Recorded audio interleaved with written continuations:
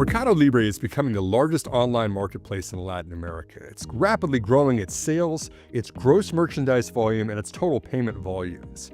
However, it's also been relying on credit more and more to facilitate these sales. It's offering terms to merchants so they can buy more things on credit, as well as to its vendors so they can stockpile inventory. Is this a risk for long-term investors of MercadoLibre? Well, we addressed that question on our most recent 7 Investing subscriber call, which we're making free available here on YouTube. If you'd like to see all of our coverage on MercadoLibre, check us out at 7investing.com/MELI.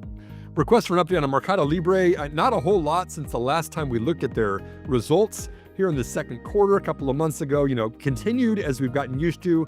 Strong momentum in terms of new buyers, gross merchandise volume, total payment volume. All of these are very, very good.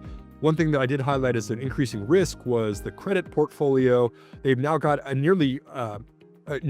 almost 20% of the loans that they've made, both to vendors to buy inventory or to consumers to purchase on credit, are more than 90 days past due.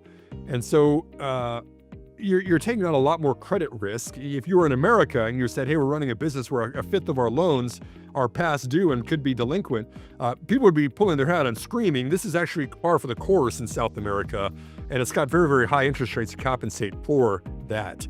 So that is a rising risk. Look at the gross merchandise volume. You can see there is increasing very, very quickly, but you can also see that the credit portfolio is doubling year over year. I'm highlighting this.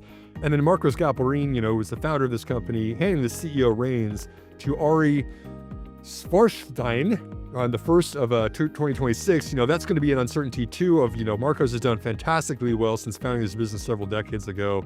Is Ari going to do as good of a job? Probably, but remains to be seen. Marcos will be remaining as the chairman. And also, in terms of the valuation, we're at a 5.6% free cash flow yield. That is an artificial number because it's actually a lot of it is locked up into restricted funds for customers and the loans that they're giving to customers, the requirements of capital that they have to have. Now they're kind of a bank, loaning out money to their vendors. They've got loans receivable, which is a drag on that balance too. So really, when you look at the cash flow yield, it's much lower than the reported 5.6% free cash flow yield. It's actually just less than $500 million when you look at what's tied up for the credit side of this business. And so I think this is still fine. You've seen the stock selling off 20% or so over the last couple of months.